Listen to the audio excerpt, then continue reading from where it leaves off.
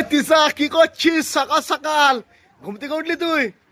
এইখানে তিসা, আমাদের তিসা রানী বসে আছে। সকালবেলায় খাওয়া দাওয়া করেছিস কিছু? হ্যাঁ, কেন? কি খাওয়া দাওয়া হবে আজকে তোদের বাড়িতে? হ্যাঁ, চলে আয় আমাদের বাড়িতে। তুই ঘুম থেকে উঠলি নাকি তুই? হ্যাঁ, বাবা রে, 10টার সময় ম্যাডাম ঘুম থেকে উঠছে। হ্যাঁ, কি রান্না হচ্ছে তোদের বাড়িতে বল একটু।